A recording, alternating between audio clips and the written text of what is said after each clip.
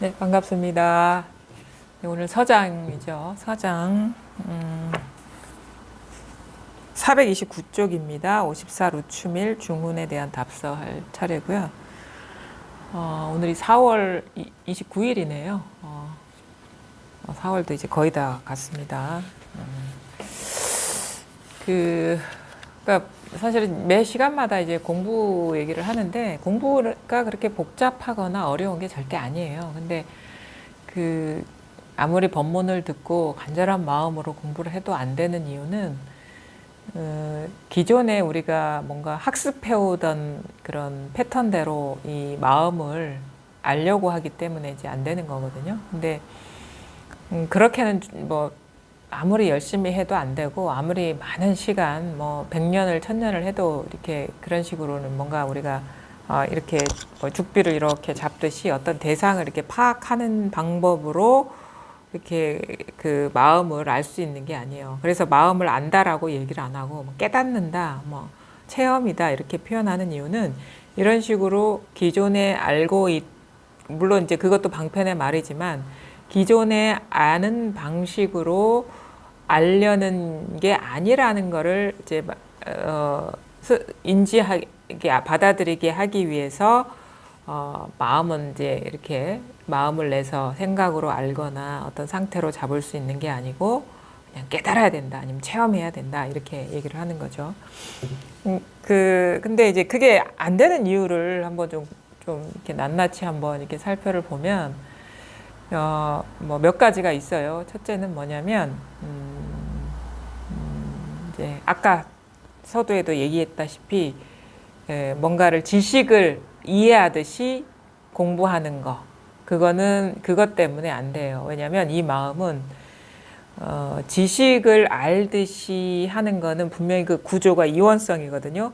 그 지식을 아는 자와 아는 대상이 있어요. 그게 어떤 지식이 될 수도 있고 아니면 어떤 어떤 상태를 잡는 것일 수도 있는데 아니면 뭔가를 보는 것일 수도 있고 근데 그런 구조라면은 그 대상을 경험하는 내가 있는 거예요. 그래서 주관과 객관이 나누어진 상태에서 내가 어떤 거를 본다거나 내가 어떤 거를 안다거나 하는 구조거든요. 그러면 이거는 둘로 나눠져 있는 것이고 이거는 우리가 흔히 불법을 불이법이라고 하는데 이게 불이법이 아닌 거예요. 불이법은 둘이 대 하나인 것이거든요. 그러니까 내가 보든 내가 느끼든 내가 컵을 볼 때 내가 컵을 보는 그러니까 나도 이것인 것이고 컵도 이것인 것이고 보는 행위도 이것인 것 이거를 깨닫는 것이 어찌 우리가 컵을 보듯이 깨달을 수가 있겠습니까? 우리는 이런 식으로 이제 공부를 해요. 내가 컵에 대해서 알았어. 컵을 봤어. 그런 것처럼 마음을 잡으려고 하고 마음을 알려고 하고 그러면 이제 그건 불법이 아니에요. 그냥 세간법이지. 그러니까 우리가 해오던 방식이죠. 뭐 수학을 안다 아니면은 뭐 역사를 안다 과학을 안다 하는 거나 컵을 안다라 하는 그 구조가 똑같은 거죠. 그렇게는 절대 안 된다는 거예요. 근데 우리가 수학을 알고 과학을 알고 뭐 역사를 아는 건 다 머리로 생각을 해서 굴려서 아는 거거든요. 그런 식으로 공부를 하고 있다. 저 사람이 무슨 말인지 잘 알아들었어. 공부를 하고 있는 것 같아. 틀렸다 이거예요. 그거는 이 공부하고는 아무 상관없는 어떤 불교에 대한 지식, 아르마리, 마치 역사를 배우듯 과학을 배우듯 하는 그 세간적인 어떤 지식인 것이고 세간을 벗어난 이 법을 아는 거는 절대 아니라는 거예요. 그러니까 그런 식으로 공부하면 안 된다. 법문을 그렇게 들으면 여전히 그냥 어떤 지식으로서 듣는 것이지 자기 삶의 변화를 이렇게 유도한다거나 아니면 이것을 딱 체험적으로 자각하는 식의 그런 공부가 될 수가 없다. 이게 이제 공부가 잘 안 되는 이제 첫 번째 이유고 두 번째 이유는 뭐냐면 이것도 하나의 이유가 될 수 있는 게 우리가 기존에 해오던 이제 공부 방식이 수행이라는 거죠. 뭐 어떤 도구를 이용하는 거예요. 예를 들어 가지고 앉아서 오랫동안 명상을 하면은 그게 뭐 1시간 앉을 때와 2시간 앉을 때와 3시간 앉을 때가 공부가 다른 것이다. 1시간 앉으면 공부가 덜 되고 3시간 앉으면 공부가 될 것이다 라는 착각. 그러니까 이거는 근데 뭐냐면 잘 보십시오. 이거는 우리가 보통 물과 물결의 비유로 이렇게 설명을 하거든요. 그러니까 이 마음은 물인 것이고 우리가 경험하는 현상은 물결과 같은 것이다. 그래서 물결이 잔잔할 때나 물결이 거칠게 일어날 때나 늘 물인 것이어서 이 마음은 이게 물인 것을 깨달아야 되고, 마음 공부는 그게 바로 이제 우리 공부다라고 하거든요. 그러면 이 이치를 이렇게 보면은 만약에 물결이, 그러니까 1시간 앉는 게 물결이, 우리가 1시간 앉는 거는 마음이 막 거칠게 일어나는 사람일수록 오래 못 앉잖아요. 그러니까 거칠게 일어나는 사람일수록 그렇기 때문에 1시간 앉는 사람은 뭐 물결이 뭐 쓰나미급으로 일어나는 사람이라고 치자. 근데 한 2시간 앉는 사람은 물결이 그냥 뭐 태풍처럼 일어나는 정도의 치자. 그 다음에 뭐 3시간이고 4시간이고 주구장창 앉는 사람은 아주 잔잔한 사람이니까 그냥 밋밋하게 바람도 불지 않는 그런 물결이라고 칩시다. 근데 우리의 공부는 물결의 높낮이에 따라서 뭔가 올라가거나 내려가는 게 아니라 거칠게 이는 물결이든 아주 잔잔한 물결이든 물임을 깨닫는 거거든요. 그러면 아주 거친 상태에 있거나 아니면 그 중간 정도에 있거나 잔잔하게 있거나 늘 물인 것이지, 잔잔하다고 해서 잔잔한 물결에 머물러 버리면 그거는 영원히 깨달을 수 있는 게 아니죠. 근데 거친 상태에 있더라도, 마음이 심란하더라도 물결이 아닌 물을 봐버리면은 그게 바로 우리가 깨달음인 거죠. 물을 깨닫는 거기 때문에. 그게 맞는 게 뭐냐면, 공부 이거는 진리거든요. 그러니까 뭐 어떤 보편성이고 두루함이고 시간을 벗어난 일이거든요. 근데 언제 어디서나 상태와 상관없이 늘 이것이어야지 진리인 것이고 그게 마음인 것이지, 막 어떤 사람한테만 뭐 3시간 앉는 사람한테만 있고 1시간 앉는 사람한테는 없다면 그건 공부할 필요가 없어요. 그거는 보편적인 게 아니기 때문에. 근데 1시간 앉는 사람이나 3시간 앉는 사람이나 아니면 연불하는 사람이나 아니면 뭐 경을 사경하는 사람이나 그 모든 다양한 사람이나 다양한 수행을 하는 사람이나 아니면은 세간에서 열심히, 세상에서 열심히 성실하게 살아가는 사람이나 누구한테 똑같이 주어진 것이 진리거든요. 그러면은 일상에서 진짜 우리가 흔히 말하는 범부 중생들이 먹고 살기 위해서 막 열심히 일할 때도 이게 있어야지 우리가 그게 진리라고 할 수 있는 것이고 깨달을 만한 가치가 있는 거예요. 그래서 어떤 식으로 내가 현상, 남과 비교되는 상태에 있기 때문에 공부가 되고, 그러니까 나는 쉽게 얘기해서 나는 몇 시간을 앉았기 때문에 공부가 되고 1시간도 못 앉았기 때문에 공부가 안 된다라는 이런 생각을 갖고 있으면 안 된다는 거예요. 그렇게 이런 상태에 있건 저런 상태에 있건 뭐 가난하든 부자이건 여자이건 남자이건 어린이건 어른이건 지금 뭘 하고 있건 지금 편안하게 음악을 감상하고 있건 막 사람과 싸우고 있건 변함없이 있는 거. 그거는 어떤 식으로 공부해서 되는 게 아니라 문득 깨달아야 되는 거예요.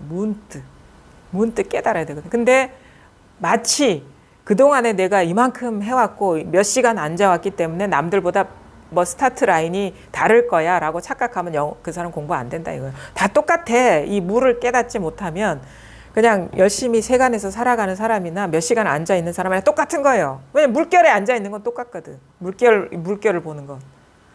근데 열심히 세간 생활 하다가도 그냥 문득 이 물을 깨달아 버리면, 자기 마음을 깨달아 버리면 몇 시간을 3, 40년 앉아 있는 사람보다 그거는 빠른 거, 차원이 다른 거죠. 이 사람은 여전히 물결에 머물러 있는 거, 시작도 안 한 거고, 그 사람 딱 물을 맛봤기 때문에 이제 비로소 이제 이 진리의 세계에 이제 들어오게 되는 거거든요. 그러니까 그런 식으로 많이 읽고 많이 알고 많이 수행을 해서 내가 유리한 조건에 있다라는 망상 좀 하지 말라 이거예요. 그래서 그거를 다 내려놓을 수가 있어야 돼, 기존의 수행을. 왜냐하면 그거는 그냥 물결만 왔다 갔다 한 것이지, 물을 깨닫는 거는 물을 깨닫는 건 아니거든요. 물을 깨닫느냐 못 깨닫느냐가 이게 공부가 달라지는 것이지. 그러니까 그런 식의 내가 해온 거를 쥐고 있는 사람은 또 영원히 자기의 관심이 물결에 놓여 있는 상태이기 때문에 영원히 그렇게 오래 앉아 있어도 공부가 안 된다. 그럼 뭐냐? 이거예요. 마음이 뭐냐?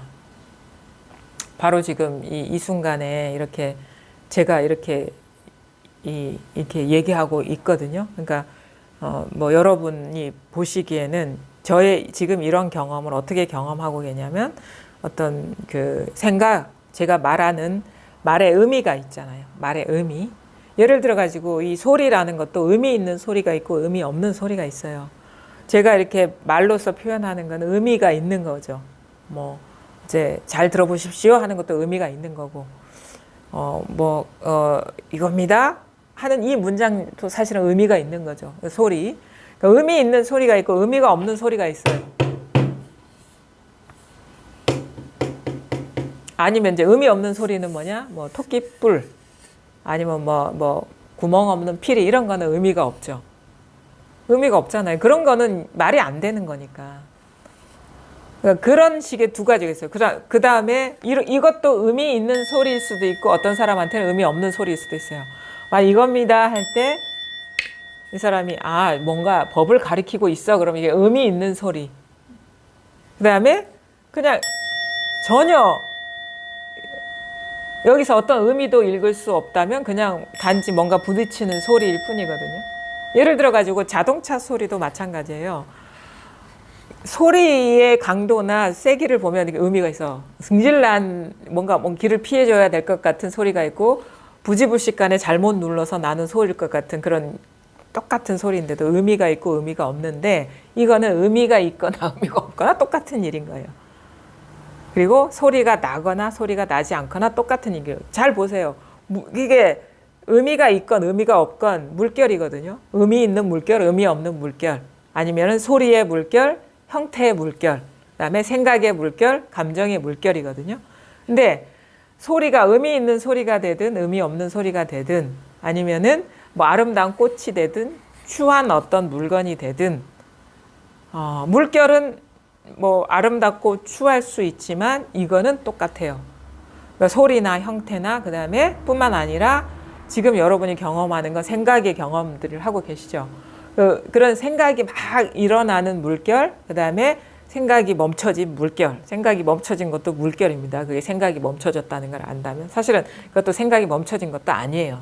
생각이 멈춰진 줄 안다는 생각이 있는 거거든요. 그러니까 그것도 물결이에요. 그다음에 느낌, 감정도 물결이에요. 근데 그 모든 물결이 물을 떠나지 않았어요. 그럼 뭐냐면 여기에서 제가 진짜 알려드리고 싶은 거는 그런 식의 다양하게 펼쳐지는 물결이 아니라, 의미 있는 물결이든 무의미한 물결이든 생각의 물결이든 감정의 물결이 아니라 지금 이것이 이렇게 일어나고 있는 물결이거든요. 물을 말하는 거예요. 그러니까 물결은 물에서 일어나지 딴 데서 일어나지 않는다 아닙니까? 그렇죠? 그렇죠? 물결은 물을 떠나서 어떻게 물결이 있을 수 있어요? 물에서 물결이 일어나거든요. 그럼 뭐냐면 지금 이 경험이 지금 생각이 됐든, 그러니까 우리가 왜 이게 다른 것으로 보이냐면 우리 고정관념 때문이에요.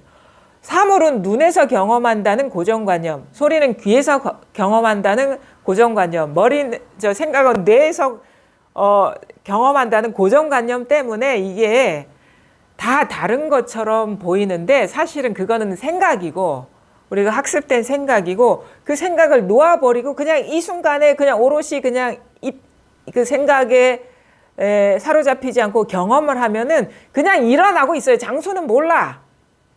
장소는 알 수가 없어요. 머리인지 귀인지 콧구멍인지 어딘지 알 수가 없어요. 그렇게 장소가 정해지면 그건 분별이에요. 시간이 정해져도 분별이고. 근데 그냥 그거 다 내려놓고 그냥 이 순간을 경험하면 그냥 일어나고 있거든요. 그냥 여기서 일어나고 있어요.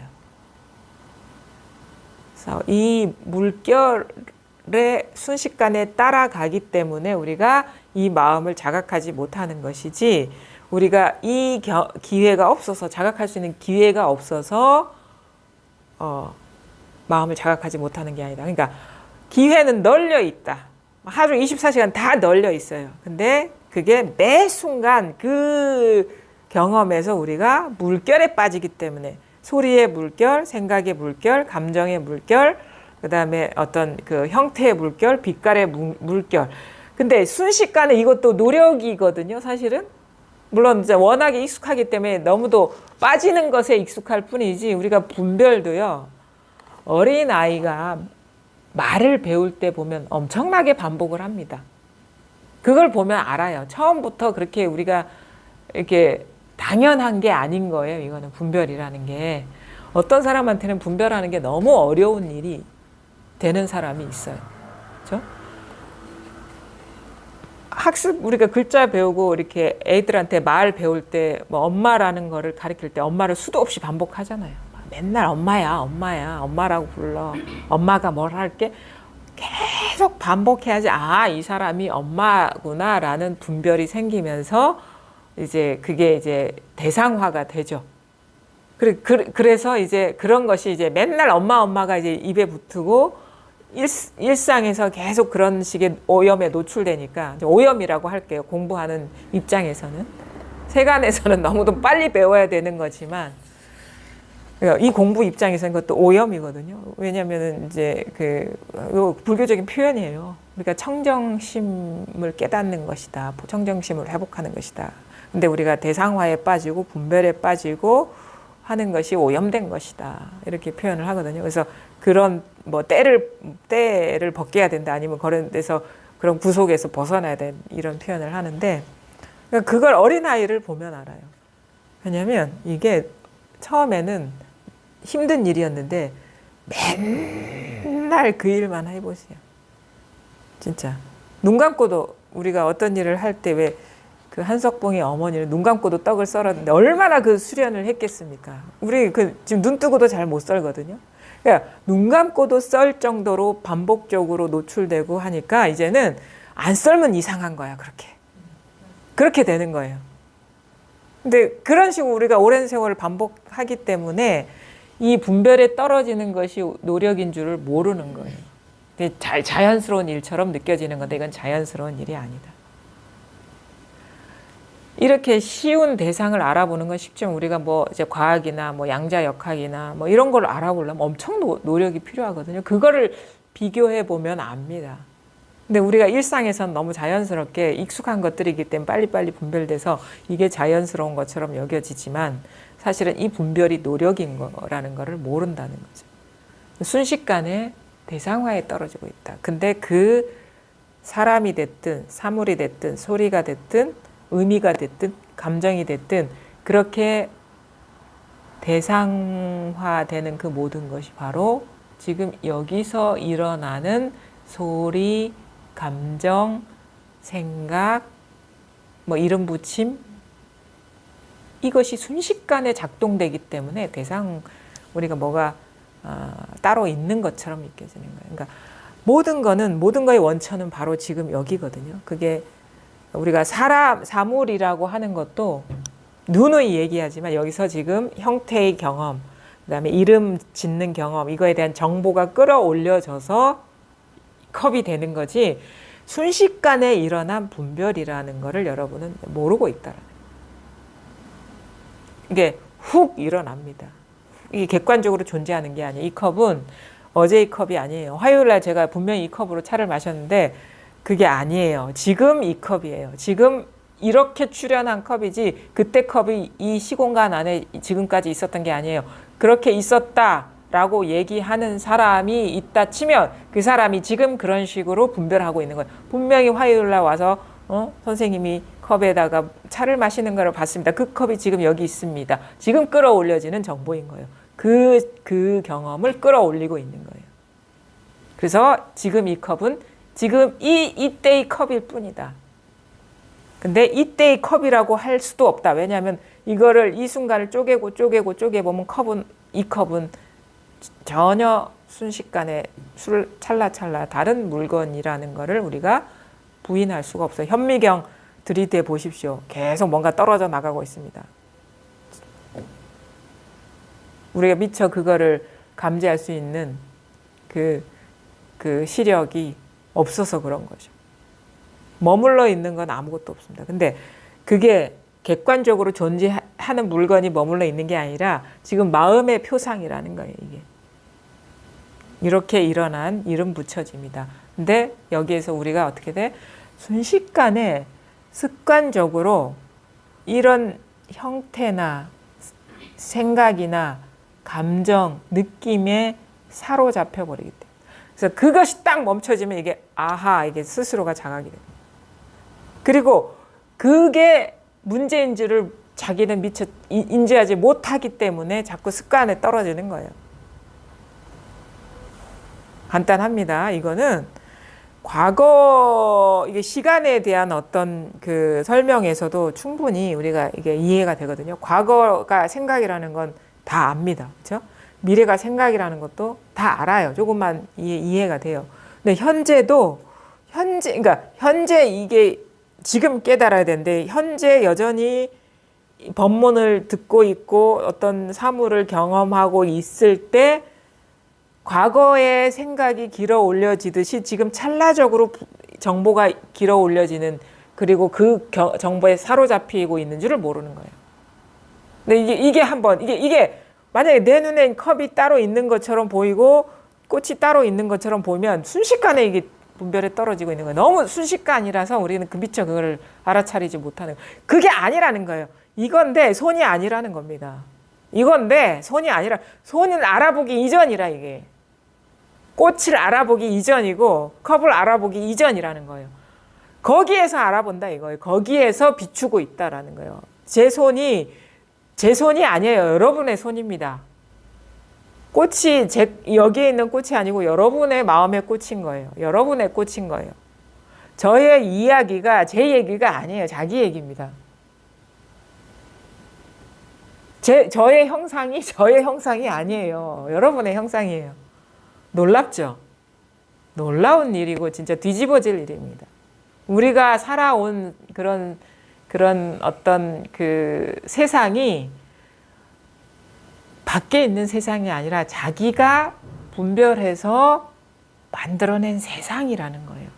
세상은 다 다릅니다. 왜냐하면 정보도 다르고, 여러분이 갖고 있는 축적된 경험도 다르고, 엊그제 여기 왔던 분이 이걸 컵을 대하는 자세가 다를 것이고, 꽃을 보는 게 다를 거예요. 이게 화요일 날 있었던 꽃인지 없었던 꽃인지 모르는 사람이 있어요. 그때 꽃이 지금까지 있구나. 그때 와서 본 사람은 그렇게 끌어올릴 수 있는데, 오늘 온 사람은 누가 꽃을 꽂아놨네? 이렇게도 볼 수가 있는 거예요. 이렇게 일어나는 세상은 다 다릅니다. 왜냐?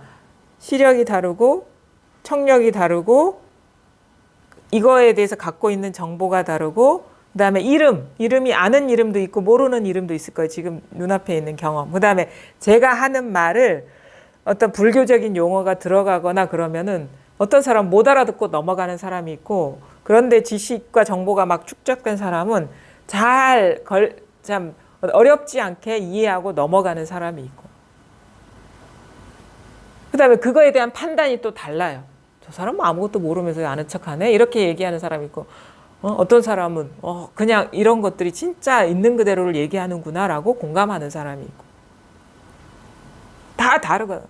근데 그 세상이 드러나는 여기는 전혀 차이가 없어요. 누구나가. 이 본성은 누구나가 다 이 하나의 어떤 상이 아닌 이 깨어있는 성품이거든요. 이거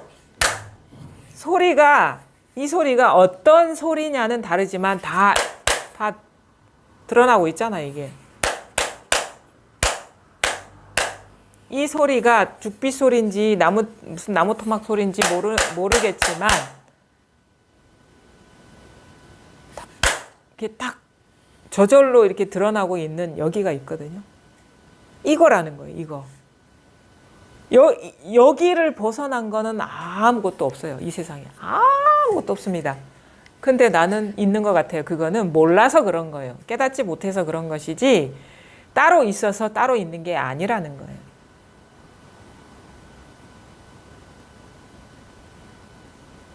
오늘 아침에 어느 보살님이 전화가 주셨는데, 아침에 문득 일어나면서 그 이전에는 못 알아들었던 말이 들리더라는 거예요. 제가 가끔 얘기하죠. 자식도 망상입니다. 자식도 환상입니다. 자식이 있는 게 아니에요. 그 얘기를 제가 가끔 드리잖아요. 무슨 소리고 맨날 이렇게 들었대요. 그게 무슨 소리고 자식이 분명히 있고 이렇게 눈앞에서 말을 하고 이렇게 와서 사랑스럽게 이렇게 대해주기도 하고 아니면은 화를 돋구기도 하는 이 살아있고 말하는 사람이 그것도 내 뱃속으로 분명히 어느 병원에서 낳는데 몇 호실에서 몇 킬로로 낳고 내 손 밑에서 계속 자랐는데 어찌 망상이노? 아니에요. 아닙니다. 자식은 뭐 대동병원 몇 호실에서 낳지는 않았어요. 둘째가 대동병원에서 태어났거든요. 둘째는 거기서 태어나지 않았어요. 왜냐하면 그 몇 년도에 태어난 아이가 지금까지 오지 않았어요. 지금 대동병원 몇 호실에서 몇 킬로그램으로 태어난 이렇게 못생긴 얼굴의 개가 분별이 되는 것이지 이건 태어난 게 아닙니다. 태어났다라는 거는 뭐가 있어서 쑥 실제가 있어서 나온 것이 태어난 거예요. 근데 마치 우리가 과거에 어떤 일을 생각하든 아니면 어제 드라마를 본 거를 생각하든 하듯 지금 아이가 대동병원에서 몇 년도에 태어났다라는 분별이 일어나고 있을 뿐인 거예요. 그럼 애가 태어난 거겠어요? 그래서 이제 유마경에서 무생법인이라고 하는 게 이거는 우리의 법은 이 법은 생겨난 것도 없고 사라진 것도 없는 법인 것이다. 그래서 금강경에서 안개와 같고 이슬과 같고 그림자와 같고 환상과 같다. 놀랍죠? 진짜 그렇다는 거예요. 진짜. 지금 여기 앉아서 고개 끄덕끄덕 하면서 눈 초롱초롱 빛내면서 보고 있는데 그게 실체가 아니라는 거예요.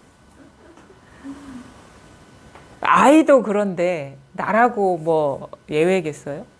그거를 문득 진짜 내가 아무 생각이 없었을 때는 진짜 자식이 없더라는 거예요. 근데 아침에 문득 일어나면서 한 생각이 일어나니까 거기에 자식이 있더라는 거예요. 그럼 생각을 통해서 태어난 자식이 자식이겠냐. 그거를 문득 깨닫게 되셨다고. 근데 맞습니다. 제가 그래서 저도 사실은 그런 공부 과정 중에 이제 아주 참 어떻게 보면은 엄마로서 건너기 어려운 과정이거든요. 분명히 내가 낳은 자식인데 이게 꿈과 같은 어떤 존재라니 이런 생각이 들면 서글프기도 하고 눈물이 막 나요. 애는 아무 생각 없이 잘 자는데 보면은 분명히 이렇게 꼬집으면 아야 하기도 하고 이런 애가 지금 이 분별이라니 이 오온 어떤 지금 이렇게 형태로 드러나고 이런 식의 감각적으로 드러나고 이런 식으로 어떤 이름 붙임으로 드러나고 누구야. 그 다음에 이런 사랑스러운 아이야라는 이런 느낌으로 드러나고 내 자식이지. 남이 어떻게 해치면 안 돼. 내가 보호해줘야 돼. 이런 식의 어떤 소유의 대상인 의지가 발동되고 이에 대한 해석들. 얘는 몇 살이고 어디서 태어나고 그래서 지금까지 자라왔어라는 이런 인식들. 이 결과물이 바로 자식이라는 거죠. 마치 허수아비가 있단 말이에요. 할아버지 모자, 아빠의 헌옷, 엄마의 장갑, 아니면은 어디서 산에서 잘라온 나무. 이것이 어우러져 가지고 허수아비가 되잖아요. 우리가 지금 규정하는 멀쩡히 살아서 움직이는 쌩쌩한 사람이라는 것도 그와 다를 바가 없는 조건적인 상이라는 거죠. 상, 실제가 아니라. 그래서 만법이 유식이다 하는 게 그 말인 거예요. 지금 이렇게 일어나는 어떤 식일 뿐이다. 식이라는 게 뭐가 실체가 있는 게 아니에요. 근데 식은 실체가 있는 게 아니에요. 마치 그림자와 같은 거예요. 그림자가 뭐가 있지 않잖아요. 그림자에 뭐가 있습니까? 그림자 그냥 그림자. 그늘진 어떤 부분. 그게 우리가 지금 살아가고 경험하고 있는 이 세계라는 거예요. 그러니까 분별하면은 세계가 있죠. 근데 우리가 분별이 없을 때는 이 세계, 나도 없고 세계도 없습니다. 우리가 멀쩡하게 깨어서 활동할 때 세상이 있는 것이지 분별이 없을 때는 없어요. 우리가 살고 있는 세계는 이게 객관적인 세계가 아니다. 객관적이라는 건 무슨 말이냐. 나의 상태와 상관없이 따로 존재하는 세계가 아니에요. 그래서 우리가 막 죽는다라고 하는 것도 사실은 잘 보면은 나와 세상이 죽는 거예요. 왜? 분별이 끝나는 거니까. 분별하면 나와 세상이 나오는 것이고, 그러니까 그 외로워할 필요는 없어. 같이 가는 거거든. 나만 가는 게 아니에요. 통으로 같이 가는 거니까. 그것도 간바가 없어요. 다 이게 분별이니까. 그러니까 가는 것도 아니에요. 그냥 사실은 이제 우리가 살기가 힘든 것이지 죽은 게 힘든 게 아니에요. 죽으면은 뭐 우리가 깊은 잠에 드는 거랑 뭔 차이가 있습니까? 죽기까지가 힘든 거지, 사실은. 그 분별을 견뎌내기가, 분별을 해서 일 없어지기가 어려운 것이지. 요즘 그런 말이 있다 하더라고요. 유튜브에서. 존버? 이렇게 존버라고. 그게 무슨 말인지 아세요? 존중하며 버틴다? 그런 뜻이. 삶을 버티는 게 사실은 그거 다 있는 대로 존중하면서 버티는 게 그게 어려운 것이지 딴 게 어려운 게 아니에요. 그러니까 놀랍죠. 우리가 알고 있는 세계는 그냥 이런 식으로 우리가 리얼로서 규정한 실제라고 규정한 꿈일 뿐이다. 이게 꿈과 다를 바가 없다. 좀 더 섬세하게 어떤 감각이 동원되고 촉감이나 향기나 이런 게 어젯밤 꿈과의 차이라면 조금 더 감각적인 동원이 더 되었기 때문에 그 감각적으로 더 동원된 거를 우리는 실제라고 여기고 그것이 빠진 거를 꿈이라고 여길 뿐이다 이거죠. 지금 이렇게 일어나고 있습니다. 근데 우리는 뭐야? 대상에 빠지고 있어요. 순식간에. 근데 여기서 지금 멈춰야 돼. 이게 생각이 멈춰야 돼. 멈춰야지 하면 또 이게 대상화거든요. 멈춰야지. 그러면 이게 의미에 딱 떨어진 거예요. 그것도 아니에요. 생각 따라가서도 안 되고 멈춰서도 안 돼요. 그러니까 이렇게 얘기하는 거예요. 따라가서도 안 되고 멈춰서도 안 된다. 왜냐하면 따라가는 것도 대상에 빠지는 것이고 멈추려는 것도 대상에 빠지는 거기 때문에. 근데 말은 이렇게밖에 안 돼요. 왜냐 언어라는 속성 자체가 이런 식의 대상화거든요. 근데 진짜 언어를 통해서 전하고 싶은 거는 지금 이거다 이거. 이 자리를 곧바로 이렇게 탁 가리킨다. 이게 소리가 아닙니다. 이게 딱 하면 딱 이게 아픔이 딱 일어나는 자리가 있잖아요. 딱 꼬집으면 이렇게 딱 이건 의식이 아니거든요. 내 생각이 아니거든요. 딱 일어나는 자리가 있잖아요. 이게 있죠. 있잖아요. 그거는 어릴 때와 지금 비교했을 때 이게 달라졌습니까? 이게 늙었나요? 이게 늙었나요? 이거 늙었어요, 거사님? 네? 안 늙었죠. 어릴 때도 이렇게 꼬집으면 아팠고 지금도 이게 있죠. 근데 이렇게 딱 하면 저절로 이게 비추고 있잖아요. 그 자리 있잖아요. 이게 그 자리가 따로 있는 건 아니, 그게 있잖아요. 그게 뭔지는 모르지만 이게 저절로 아는 게 있잖아요. 저절로 비추는 거. 그리고 이것도 마찬가지거든요. 이거랑 저절로 비추는 거예요. 귀가 듣는 게 아니라니까. 저절로 비추는 거고 이것도 저절로 비추는 거고 지금 이것도 저절로 비추는 거예요. 이것도 저절로 비추고 있잖아요. 내가 이거를 본다 안 본다 생각으로 통제할 수 있는 게 아니에요. 이게 내가 하는 경험이 아니라니까요. 그냥 이거는 완전히 그냥 진짜 완전히 노출돼 있어요. 완전히 노출돼 있는 것이지 내가 이거를 하는 게 아니에요. 내가 통제할 수 있는 게 아닙니다. 이거 내가 듣는다라고 하면은 내가 안 듣고 싶으면은 이게 들리면 안 돼. 그렇죠? 듣지 마세요. 안 들리는 사람 있습니까, 이거? 듣지 마시라고.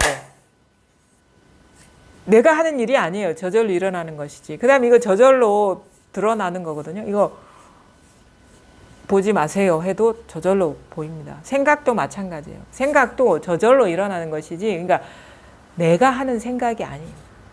감정도 저절로 일어나는 거예요. 우리가 그 패턴화된 식으로 학습된 감정이 일어나고 있어요. 우리가 사실은 감정이라는 것도 감정에 섬세하지 않은 사람은 그렇게 다양하지가 않아요. 사실 저 같은 경우도 이렇게 어느 날 그렇게 찾아보기도 행복과 불행은 좀 알 것 같아요. 그다음에 불쾌함과 이렇게 불쾌하지 않으면 좀 알 것 같은데 더 섬세한 감정들이 있어요. 우리가 표현할 때 뭔가 슬픔하고 또 서러움은 달라. 슬픔하고 서러움은 또 달라요. 그다음에 원망스러움, 분노는 또 이제 좀 거친 거기 때문에 잘 알지만 이게 이런 식의 좀 섬세한 감정들도 평생을 잘 못 느끼고 그게 뭔지 모르고 살아가는 사람들이 있어요. 분별이 안 돼서. 그것도 이제 분별이거든요. 감정도 내가 어떤 감정이다라고. 특히나 남자분들은 감정을 잘 분별을 못 하잖아요. 화 아니면은 기분 좋음 이런 식의 아주 간단한 그런 거지. 확 화내거나 막 웃거나 둘 중에 하나인 것이지 서럽다거나 슬프다거나 안타깝다거나 이런 것 사실은 잘 모르죠. 표현도 잘 할 줄 모르고. 그것도 분별이거든요. 슬픔과 서러움의 차이를 아세요? 분명하게 구분이 됩니까? 서러운 거는 원망스러움과 슬픔이 같이 이렇게 혼재된 것이 서러운 거예요. 슬픔하고 또 달라요, 그게. 그런 것처럼 이것도 우리가 그거에 대해서 관심을 갖고 예민하게 느껴보려고 섬세하게 분별하지 않으면 모르는 그런 감정들도 많거든요. 그것도 다 어떻게 보면 우리가 배운 거죠, 분별로서. 그런 식이에요, 다. 근데 승질 낼 줄 알고 하하 웃을 줄 아는 사람이나 그 섬세하게 감정을 분별해서 다 언어화해서 잘 표현하는 사람이나 다 이 하나에서 일어나는 분별, 그것이 섬세하게 분별되느냐 아니면 거칠게 몇 가지로 안 되는 감정으로 이렇게 분별되느냐의 차이인 거예요. 근데 똑같아요. 그 감정적으로 예민한 사람이나 둔한 사람이나 다 이 일인 거예요. 그러니까 이거는 어린아이 상태일 때는 분별 세계가 적겠죠. 근데 성인이 된 분별이 더 복잡해지겠죠. 근데 똑같아. 어린이나 어른이나 똑같은 거예요, 이건. 이거는 또 나이 들지도 않아요. 아까 꼬집어 때 이렇게 저절로 일어나는 이 자리나 이거나 다 똑같은 겁니다. 그게 우리가 감정의 섬세함이라면 이거는 소리와 통증, 촉감이 바탕이 똑같은 것이고 형태와 생각이 바탕이 똑같은 것이고 감정과 아니면 어떤 욕구, 그 마음이 일어나는 그것이 욕구가 일어나는 그 바탕이 본성이 똑같은 거예요. 근데 여기에는 그래서 생각도 아니고 감정도 아니고 감각도 아니고 어떤 욕구도 아니다. 그거에 물들지 않지만 그거의 원천이다. 모든 물결이 물에서 일어나듯이 다양한 색채의 물결, 소리의 물결, 생각의 물결, 감정의 물결이 다 하나의 물에서 일어나고 있습니다. 우리 감각기관이 여러 가지라서 그게 너무 질이 다른 것처럼 느껴지지만 사실 똑같은 겁니다. 지금 이게 일어나는 그것뿐이에요. 따로 있는 게 아무것도 없어요. 따로 있다라고 여겨지면 그거는 따로 있는 게 아니라 내가 아직 그게 이것이라는 거를 깨닫지 못했을 뿐이다. 이거 하나뿐이다. 예외 없이 이걸 해야 돼. 요게 딱 이제 와닿으면은 처음에는 이제 긴가민가합니다. 이게 맞나? 근데 어떤 사람은 이게 그게 확신이 크게 올 수도 있어요. 크게 그래서 확 쉬어질 수도 있고 그런데 근데 그것도 이제 그 확신도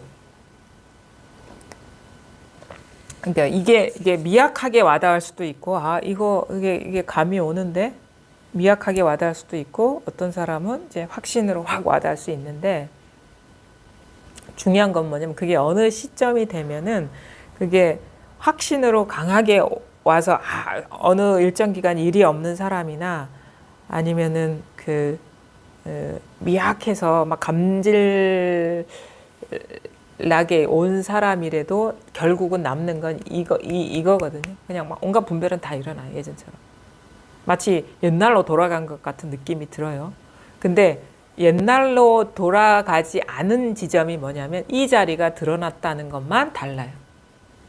분별은 여전히 치성하게 일어나는데 이전과 다른 것, 아무것도 몰랐을 때와 다른 것은 이 자리가 이제 다 이겁니다. 그러면 이게 와닿는다라는 거죠. 다 여기서부터 진짜 공부가 시작되는 거예요.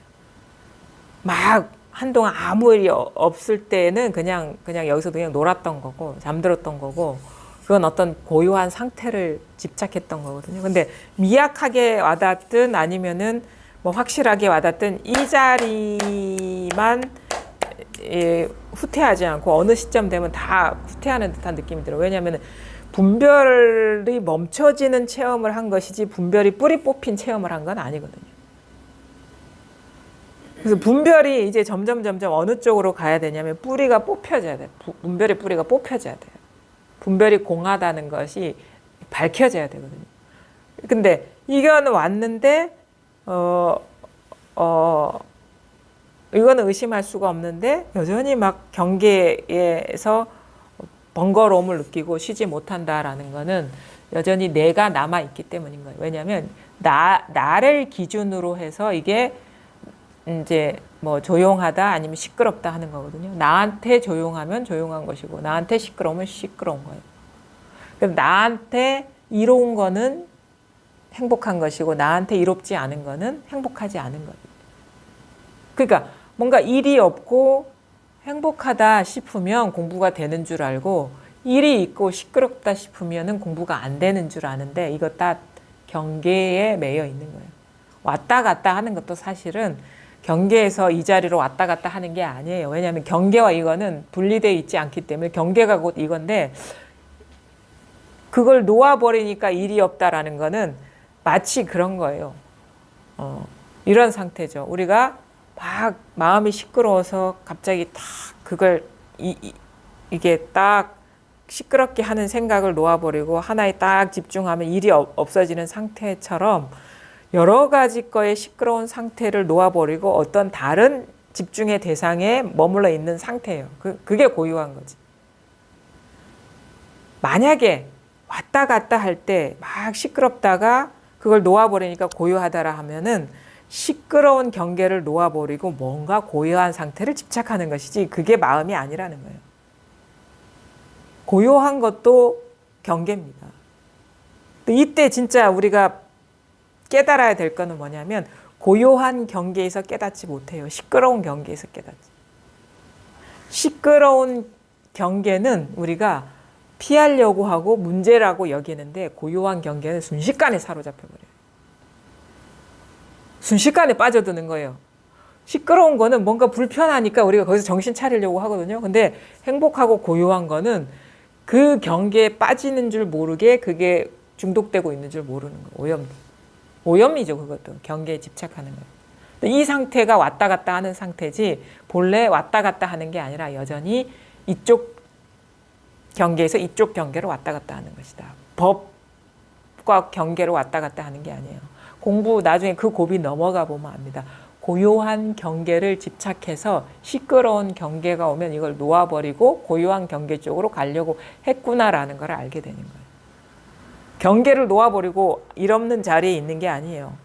왜냐하면 경계와 이것은 아무리 시끄러운 경계라도 그게 둘 아니거든요. 왜냐하면은 제가 얘기해줘. 빵과 밀가루는 하나지 빵을 버리고 밀가루가 따로 있는 게 아니잖아요.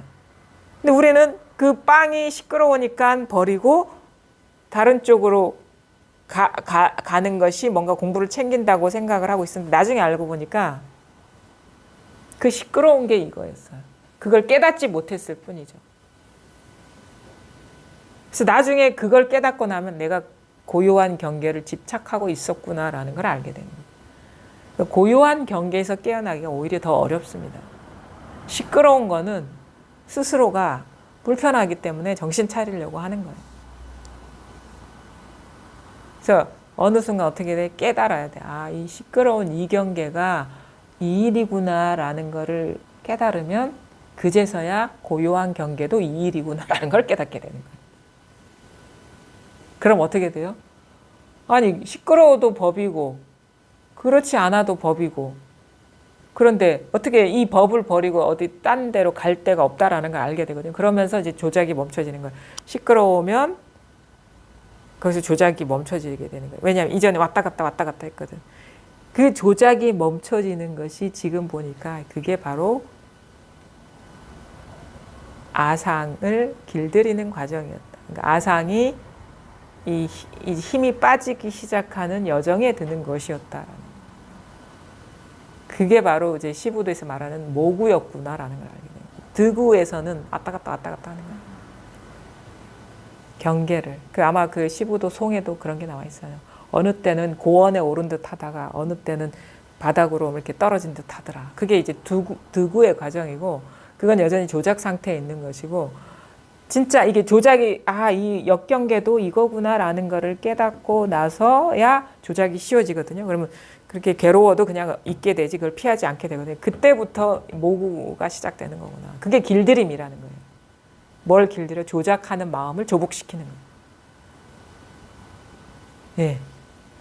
괴로운 거를 조정하다가 쉬어드리기는 했거든요. 근데 그러고 나니까 시끄러운 게 더 위험하고 직격하고 조용조용. 그러니까 조작을 할 때는 조작하는 게 한 번 걸러주잖아요. 네. 내가 이렇게 있으면 왔다 갔다가 아예 그냥 일이란 거를 알게 되는 게 알게 깨지고 시끄러운 게 그냥 바로 주렁주렁. 그렇죠. 느낌이 들어요. 그게 이제 아주 좋은 게 왜냐하면 원래 그렇게 출렁출렁 거렸거든요. 원래 강력하게 출렁출렁 거렸는데 우리는 조작했기 때문에 한 번에 그런 완충제를 넣었기 때문에 그것이 적나라하게 안 보였던 거예요. 너무 적나라하게 막 그러니까 적나라하게 봐야지 이제 점점 그게 멈춰지게 되는 거예요. 있는 그대로를 봐야지. 아주 멈춰지는 않고. 근데 기대하지도 말아요. 그렇게 멈춰질 거라고. 근데 그게 믿으세요. 공부를 이렇게 아주 보다 보면 그냥 뭐 한 건 없어. 조작. 근데 여전히 그건 피하고 싶은 마음이 작동하고 있는 거예요. 그게 여전히 꿈틀꿈틀 거리고 있는. 그러니까 피하지는 미처 못하겠고 피하고 싶은 마음이 작동되고 있기 때문에 그게 시끄럽게 드러나는 거고 이제 그것조차도 이제 쉬워지게 되거든요. 피하고 싶은 마음조차도. 왜냐하면 아직 명료하게 보질 못했어. 피하고 싶은 거는 그러니까 여기에서 사실은 중요한 그거예요. 내가 법을 진리를 위해서 살 거냐 편안하게 살 거냐 여기에서 아직 명확하게 자기 결정이 안 내려졌다 이거죠. 사실은 그냥 꿈속에 뭐 행복한 사람으로 살 거냐 이 현실이 초라하고 아무것도 아니더라도 이게 진실이기 때문에 이걸 그냥 있는 그대로 직면해서 살 거냐 이게 아직 확실하게 뭔가 선택의 기로에 서지 자기가 결정을 못 내린 마음이 그래서 약간 그런 시끄러운 거를 약간 이렇게 피하고 싶고 그래. 안 보고 싶은 마음이 일어나기 때문에 그게 더 크게 느껴지는 거죠. 근데 거기서 더 투철하게 깨쳐야 되는 거예요. 더 투철하게.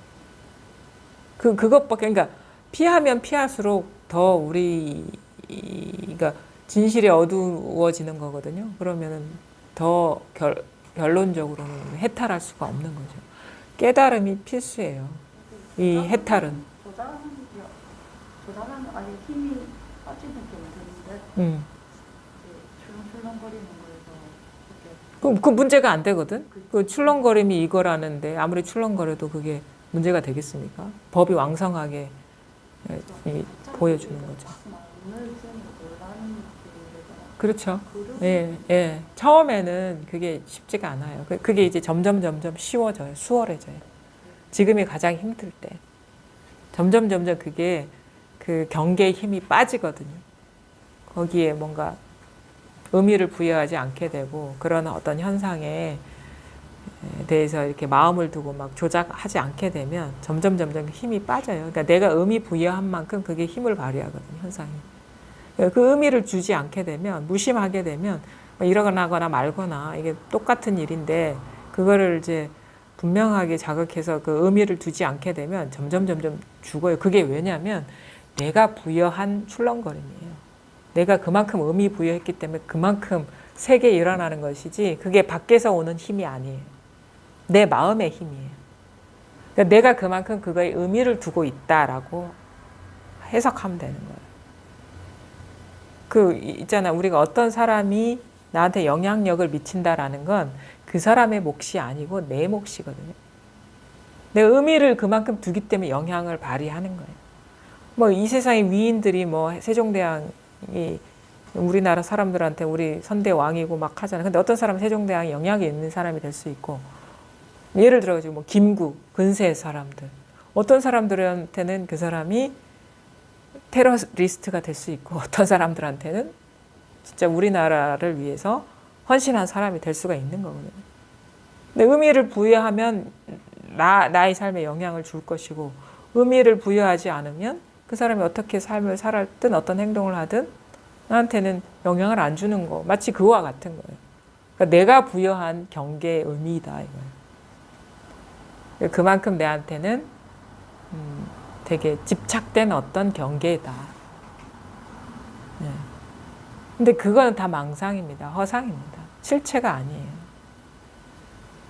그 있잖아요. 아까도 자식도 허상인데 나도 마찬가지인데 진리에 개합이 되면 그냥 이게 그냥 하나의 일이고, 하나의 일이라면 뭐가 실체가 있는 게 아니구나라는 걸 알게 되면 그게 그냥 고통의 꿈이고 뭐 행복의 꿈이고 마치 그런 것처럼 보게 되는 거죠. 조금만 좀 빠져주고 스스로 그 애써주는 게 쉬워져요. 그냥 네. 채점이 딱 내려가는 그렇죠. 채증이 내려가듯이 힘이 이렇게 빡 빠지잖아. 마음이 애쓰니 쉬워져요. 그 고비 넘어가면 또 더 쉬워지는 쪽으로 공부가 이어지죠. 흘러가죠. 네. 더 거기서도 더 그 애씀을 멈추시라. 왜냐면 그게 법인데 어디 가서 법을 보겠어요. 그게 진실인데, 지금 이 순간의 진실인데, 그거와 그 피하고 싶은 경계와 마음이 분리될 수가 없는 건데 어디 가서 마음을 찾겠습니까? 거기서 쉬지 못하면 어디에서도 못 쉬어요. 그 경험하는 그 일이 100% 완전한 일이거든요. 거기서 쉬지 못하면, 지금 이 순간의 진실은 이건데 어디 가서 지금 이 순간의 진실을 봐야지. 지금 이 순간의 진실은 바로 이거거든. 그게 고통의 형태든 아니면 즐거움의 형태든 간에. 형태는 그건데 본질은 똑같거든요. 그걸 떠나서 우리가 쉴 자리가 있는 게 아니에요. 그러니까 아직도 이렇게 적나라하게 액면 그대로 이렇게 탁 틈 없이 못 본 거죠. 점점 그렇게 돼요, 공부를 하다. 네, 서장 한번 보겠습니다. 네, 429쪽 54 루추밀 중훈에 대한 답서 1. 작별한 뒤에 매일 인연을 만나는 곳에서 바깥의 경계에 끄달려 가지는 않는지, 쌓여 있는 문서를 바라보고도 내버려 둘 수는 있는지, 사물과 만날 때에 불일 수는 있는지, 고요한 곳에 머물러 망상하지는 않는지, 이 일을 자세히 구명함에 잡념은 없는지 모르겠습니다. 그러므로 부처님께서 말씀하셨습니다. 마음이 헛되이 과거의 법을 취하지 않고 또한 미래의 일도 탐내지 않고 현재에도 머물지 않아야 과거, 현재, 미래가 모두 공적함을 밝게 통달한다. 과거의 일은 좋든 나쁘든 생각하지 말아야 하니 생각하면 도를 가로막습니다. 미래의 일도 헤아리지 말아야 하니 헤아리면 어지럽게 헤매게 됩니다. 현재의 일이 코앞에 닥치면 마음에 거슬리든지 마음에 들든지 역시 생각을 하지 말아야 하니 생각을 하면 마음을 어지럽히게 됩니다. 다만 언제나 그때그때의 인연에 응하면 저절로 이 도리에 들어맞게 될 것입니다. 이 사람은 아직 이 소식이 안 온 사람인 것 같아요. 내용을 보니까. 왜냐하면 다 경계를 잘라버리는 쪽으로 이렇게 얘기를 하거든요. 그거는 이제 과거도 생각하지 말고 미래도 생각하지 말고 현재도 머물지 말라는 건 아직 이 자리가 드러나지 않아서 이것을 보는데 가로막기 때문인데 이게 드러나면 과거가 이거고 현재가 이거고 미래가 이거예요. 그래서 우리가 뭐 세상살이 못하는 게 아니에요. 열심히 잘 걸림없이 살게 돼요. 과거도 생각하고 미래도 생각하고. 근데 한번 이 본성 자리를 문득 깨달을 때는 우리가 행해오던 과거나 미래나 현재에 대한 생각이 장애가 돼요. 왜 그러냐면 그 순식간에 그게 따로 있다라는 대상화에 빠지거든요. 이거를 보기 전에는 대상에 사로잡히지 않는 게 뭔지를 몰라요. 그래서 뭐 말을 하면 말마다 다 생각에 사로잡히는 거예요. 그러니까 그거를 한번 딱 끊어서 그것이 물들지 않는 자리가 탁 드러나고 나면 과거를 생각해도 과거가 없고 미래를 생각해도 미래가 없고 현재를 생각해도 현재가 없구나라는 걸 잘 밝게 알아서 거기에 머물지 않고 우리가 과거도 생각하고 미래도 얘기하게 되는 거죠. 그래서 이거는 이 사람이 이런 방편을 쓰는 거 보면 이제 아직 체험하지 못했구나, 깨닫지 못했구나라는 걸 알게 되고 이 소식이 온 사람한테는 어떻게 해? 야, 과거도 이거야, 미래도 이거야, 따로 있는 게 아니야. 이렇게 또 방편이 말이 달라집니다. 우리는 또 과거 아니니까 막 배제하려고 하는 또 공부를 하면서 그렇게 막 잘라버리려는 사람들이 있거든요. 근데 아니에요. 대긍정. 우리가 버릴 게 아무것도 없다라는 그런 거를 이제 깨닫게 되는 거죠. 작별한 뒤에 이거 한번 잘 자기 삶에서 한번 돌아보고 이게 점검해 볼 만한 중요한 어떤 구절들이죠. 작별한 뒤에 매일 인연을 만나는 곳에서 그러니까 이게 만났다가 헤어졌나 봐요. 대해를 만나서 헤어졌는데 매일 인연을 만나는 곳에서 매일 일상생활에서 경험하는 곳에서 바깥이 경계에 끄달려 가지는 않는지, 사람한테 끄달려 가지는 않는지, 어떤 일에 끄달려 가지는 않는지, 그다음에 쌓여있는 문서를 바라보고도 내버려 둘 수 있는지, 우리가 이 사람이 관직에 있나 봐요. 그러니까 뭐 처리해야 될 문서들이 있는데 이제는 지금은 이게 너무 과하다 싶을 때 딱 멈추고 이게 그 일을 쉴 수가 있는지. 근데 이것이 다 끝나지 않으면 나 잠도 못 자겠어. 막 이런 식으로 막 그 자기만의 어떤 습관적인 그런 집착에 빠져서 몸이 막 힘들고 괴로운데도 여전히 그걸 해결하지 못하면 잠도 못 자고 하는 그런 상태가 아닌지. 그것도 집착이니까. 이게 지금 딱 스톱해야 되겠구나. 몸도 상하고 마음도 이렇게 힘든데 피로한데 스트레스 받는데 이게 내려놓는 게 옳겠구나. 그럼 딱 내려놓을 수 있는지. 딱 알맞게, 인연에 알맞게. 근데 그게 안 되면은 또 브레이크가 안 걸리면 이게 또 여전히 대상에 집착되어 있는 상태인 거죠. 사물과 만날 때 부릴 수 있는지. 그러니까 내가 사물에 굴림을 당하는 게 아니라, 예를 들어 우리가 사물이라는 게 여러 가지가 있어요. 뭐 재물도 있을 수 있고 돈도 있을 수 있고 물건도 있을 수 있는데 그거에 내가 사로잡혀 있는지 아니면은 그것이 나에 의해서 적재적소에 쓰여지는지. 그런 거 있잖아요. 우리는 예? 기술적.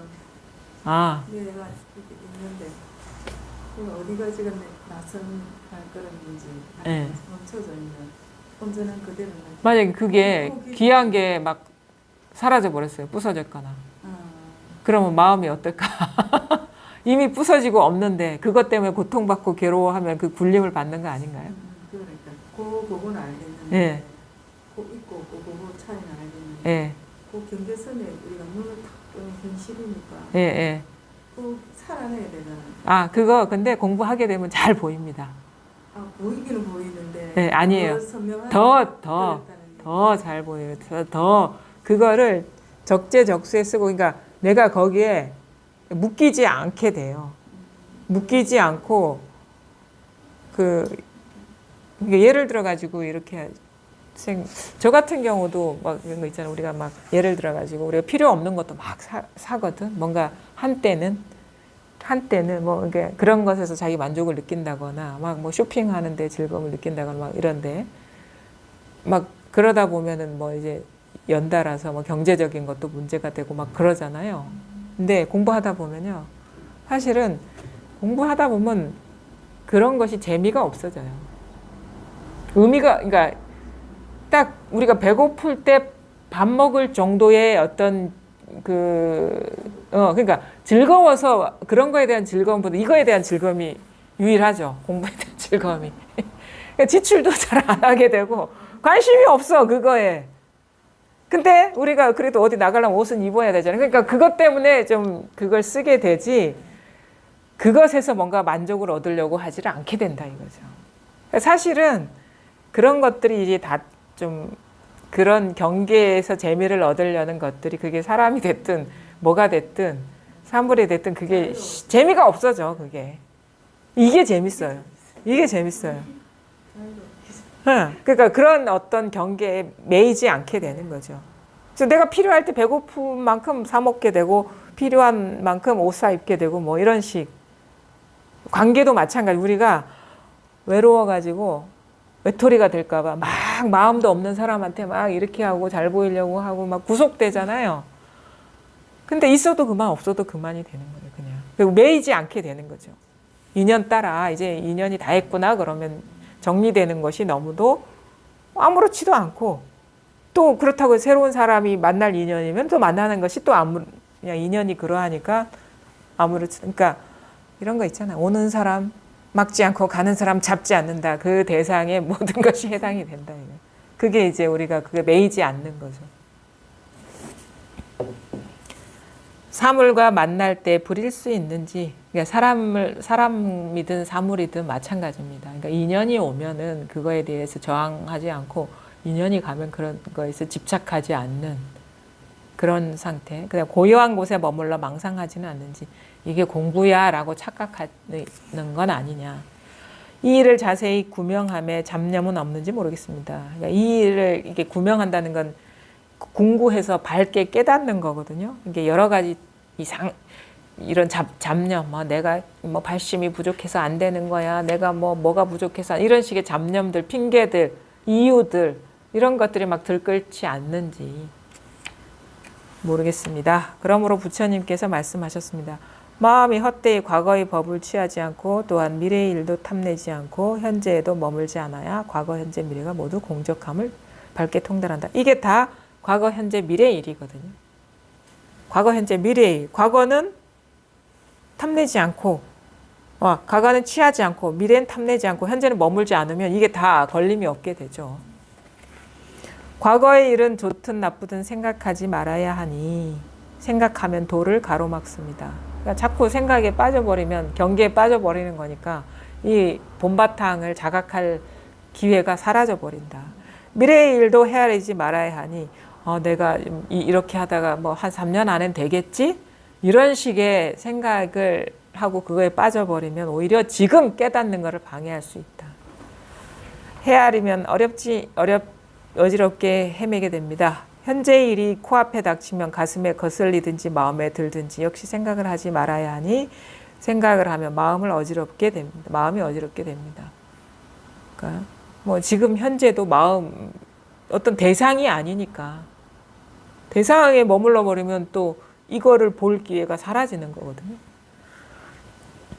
다만 언제나 그때그때의 인연에 응하면 저절로 이 도리에 들어맞게 될 것입니다. 저절로 어디에도 마음이 머물지 않고 순식간에 현재에도 떨어지지 않으면 문득 마음이 이것밖에 없거든요. 이게 없어서 그러는 게 아니에요. 순식간에 경계에 사로잡혀서 과거, 현재, 미래에 사로잡혀서 그런 거예요. 과거, 현재 저도 사실은 공부 과정 중에 그랬거든요. 법문을 듣다 보니까 막 처음엔 재밌어서 막 이해를 했어요. 근데 어느 순간 되니까 이건 이해는 아니구나라는 걸 알게 되니까 이제 스스로를 돌아보게 되는 거예요. 그 이전에는 스스로를 돌아보지 못했어요. 그 법에 대한 설법에 빠져가지고 너무 재밌잖아요. 설법이. 그럼 막 이해가 되고 막 그러니까 공부가 되는 줄 알았는데 알고 보니까 내가 이런 얘기들을 그냥 이해로서 넘어갔는데 자기한테 적용해 보질 않았구나라는 걸 알게 되는 거예요. 그래서 어느 순간 내가 이야기에 빠졌구나. 옛날에 선사들이 이랬지라는 어떤 그런 식의 과거에 끌려갔었구나. 그다음에 막 이렇게 듣다 보면 언젠가는 깨닫게 되겠지 하는 그 미래에 대한 기대의 마음이 떨어졌었구나. 이거는 쉬워요, 정리하기. 근데 마음이 이렇게 눈앞에 있으려고 하는데도 물론 순식간에 끌려가죠, 우리가. 뭐 이렇게 펜 이렇게 딱 들이대면 이거 누가 사줬지? 뭐 이런 식의 생각들. 근데 그때마다 탁 놓아버리려고 했거든요. 왜냐면 그러면 공부 이거를 깨달을 수 있는 기회가 사라져 버리니까. 근데 가장 어려운 게 뭐냐면 이겁니다 할 때 자꾸 여기에 끌려가는 것이 상에 떨어졌다라는 거를 몰라서 한동안 헤맸던 것 같아요. 그러니까 손에서 뭔가를 보려는 그 마음, 이 소리에서 뭔가를 보려는 그 마음. 근데 어느 순간 이것도 현재에 떨어진 거구나라는 걸 알아서 문득 그 마음을 탁 쉬게 되는 순간이 오더라고요. 그러니까 별다른 설법이 있었던 거 아니에요. 이겁니다 하는데 펜이 보이는 게 아니야. 이게 탁 자각이 되는 거예요. 그러면서 이게 과거, 미래, 현재를 다 여기서 놔두는구나. 다 드러내는구나. 놔두다. 제 해석으로는 나타나 투영하다. 놔두다라는 건 뭐가 나온다는 게 출현이 아니라 그림자처럼 투영하다. 놔두다. 그런 거를 이제 알게 되죠. 그래서 모든 게 이거구나. 이 손도 아니고 주먹도 아니지만 이미 마음 일으키기 이전에 있는 이것. 하나만 더 할게. 마음에 거슬리는 일은 물리치기 쉽지만 마음에 드는 일은 물리치기가 어렵습니다. 내 뜻을 거스르는 일은 다만 참을 한 글자를 만나 잘 섬기면 잠시 뒤에는 곧 지나가 버리지만 마음에 드는 일은 회피할 수가 없는 것이 마치 자석이 쇠를 만나서 서로 알지 못하는 사이에 착 달라붙어서 하나가 되는 것과 같습니다. 무정물도 오히려 이러한데 하물며 지금 활동하는 무명 속에 온몸이 잠겨서 살아가는 사람이야 말할 나위도 없습니다. 이러한 경계에 부닥쳐서 만약 지혜가 없다면 자기도 모르게 그 경계에 끌려가 사로잡혀 버리니 다시 그 속에서 빠져나올 길을 찾고자 하여도 역시 어렵지 않겠습니까? 이거는 우리가 잘 사로잡히는 경계에 대해서 이렇게 짚어주시는 거예요.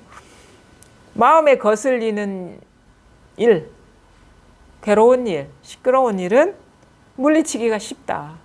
근데 마음에 드는 일은 물리치기가 어렵다. 아까도 앞에서 말씀드린 거예요. 내 뜻을 거스르는 일은 다만 여기선 참을 인자를 마음에 새기라고 참자, 버티자 뭐 이런 거. 참을 한 글자를 만나 잘 섬기면 이제 참으면 되는데 잠시 뒤에 그냥 지나가지만 마음에 드는 일은 회피할 수가 없는 것이 마치 자석이 쇠를 만나서 서로 알지 못하는 사이에 착 달라붙어서 하나가 되는 것과 같습니다. 그러니까 너무 순식간에 사로잡힌다는 거예요. 순식간에 그냥 착 달라붙어가지고 마치 나와 하나인 것처럼 느껴지는 게 역경계가 아니라 순경계라는 거예요. 그래서 사실은 우리가 어려운 거는 역경계에서 벗어나야지 순경계에서 벗어나지, 역경계에서 벗어난 사람은 순경계에서도 못 벗어나는 거. 공부를 해보니까 알아요. 나중에 알게 돼. 고요한 경계에 집착하기 때문에 시끄러운 걸 버리려고 했구나라는 걸 알게 되는 거예요. 시끄러운 걸 버리려는 의도는 분명하잖아. 내가 좋아하는 쪽으로 가려고. 그럼 뭐냐면 좋아하는 게 이미 있다는 얘기거든요. 그거는 순식간이라 마치 자석에 쇠붙이가 탁 달라붙듯 색깔하고 확 달라붙듯 순식간에 정신없이 확 붙는다 이거예요. 그게 뭐냐? 그런 식의 대상에 확 집착한다. 분별이 일어나자마자 확 사로잡힌다 이거예요.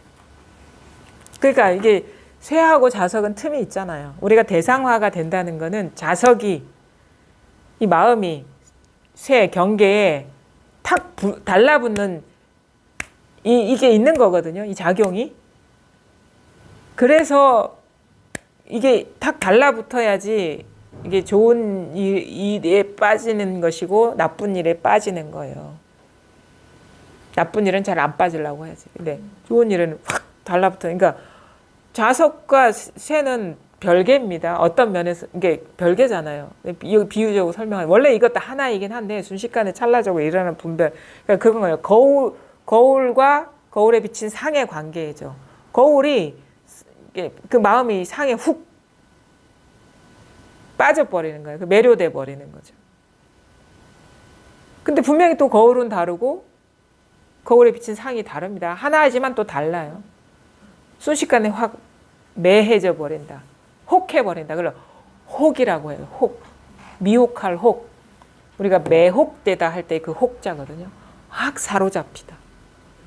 눈이 멀어버리다. 이런 우리가. 매혹이라는 건 그 매력에 혹하다 이런 뜻이잖아요. 그러니까 이 매혹이지. 순경계이기 때문에. 매혹된다 이거예요. 그러니까 그 순식간에 마음이 확 일어나서 사로잡힌 일이라는 걸 우리는 모르죠. 너무 당연한 일이라고 생각하지. 쇠가 자석에 붙는 일이 그것도 틈이 있는 일인데 무정물도 오히려 이러한데 지금 활동하며 무명 속에 온몸이 잠겨서 살아가는 사람이야말로 말할 나위도 없습니다. 그러니까 뭐 우리가 뭐 금덩이를 보면 마음이 혹한데 자식은 오죽하겠냐 이거예요. 막 너무도 말을 잘하고 너무도 막 마음을 이렇게 움직이게 하는 그 사람한테 속는 거는 더 쉽다. 그런 얘기를 하는 거죠. 이러한 경계에 부닥쳐서 만약 지혜가 없다면 자기도 모르게 그 경계에 끌려가 사로잡혀 버리니 다시 그 속에서 빠져나올 길을 찾고자 하여도 역시 어렵지 않습니다. 그러니까 경계에 끌려가 사로잡힌다. 우리가 보통 끌려가 사로잡힌다 그러면은 여기에서 뭐 어디 끌려가서 해운대 앞바다까지 끌려가서 이렇게 뭐 사로잡히나 이런 식의 뭐 엄청난 틈을 생각하는데 끌려가 사로잡히는 건 눈 깜짝할 사이의 일인 거예요. 여기에서는 눈 깜짝할 사이의 일이야. 그건데도 그게 우리 공부하다 보면 틈이 보여요. 그럼 틈이 보이면 이게 안 끌려가게 돼요. 틈이 안 보이기 때문에 끌려가는 거예요. 근데 우리가 체험의 순간 틈이 보여요. 체험하면은 아, 내가 이게 끌려갔었구나라는 게 그때서야 알게 되지. 이게 체험이 없으면 끌려가는지 안 끌려가는지 모르죠. 100% 끌려가고 있거든, 그거 다. 왜냐면 뭐가 뭔지 몰라. 이게 안목이 안 열리기 때문에 마음에 눈이 안 뜨이기 때문에 체험 못하면 다 끌려가는 겁니다. 체험하면 그제서야 좀 보이기 시작하는 거예요. 처음에는 거친 것들이 보이고 나중에는 미세한 찰나간에 특히나 뭐 아상이나 뭐 사람에 대한 동일시나 이런 것들이 이제 찰나간에 탁 일어나는 게 보이죠. 근데 공부하다 보면 그게 보여요. 그게 안목이거든요. 이게 보이면 그게 다 상인 줄을 알면 우리가 거기에 끌려가지 않게 되거든요. 그래서 완전히 끊어져야 돼. 완전히 끊어져야 된다는 건 뭐냐. 100% 기미만 보여도 상이라는 게 보이는 게 그게 완전히 끊어지는 겁니다. 그래서 대사 1번 저루소생 이 말한 한 번 완전히 죽는다는 건 완전히 끊어져야 돼. 조금만이라도 분별이면 이게 다 망상이라는 게 보여야 아, 마음을 따로 둔 것도 망상이었구나라는 게 보이는 거예요. 그래서 마음조차도 따로 있는 게 아니구나. 그것도 분별이었구나라는 걸 보이면 그냥 확 살아나죠. 그러니까 마음이라고 우리가 염두에 둘 만한 게 있으면 그 마음이라는 경계라는 걸 알게 돼요. 마음은 경계가 아닙니다. 그냥 현상이 곧 마음인 것이지. 그렇게 이제 공부가 이제 세밀하게 이렇게 진행이 되거든요. 그래서 완전히 먼지 티끌 만한 예외도 다 사라져 버리면 아, 마음이라는 것도 내가 따로 쥐고 있었구나. 마음이라는 경계를. 그것마저도 탁 놓아버리게 되면 어떻게 그냥 마치 그냥 이게 뭐랄까 어떤 존재감이 없는 세계를 그냥 이것이라고 마음에 담아두면 존재감이 되거든요. 그게 없는 상태에서 그냥 걸림없이 확 뚫려가지고 확연하게 밝은 상태에서 자유자재로 우리 살아가겠죠. 네, 오늘 서장 여기까지 하겠습니다. 감사합니다.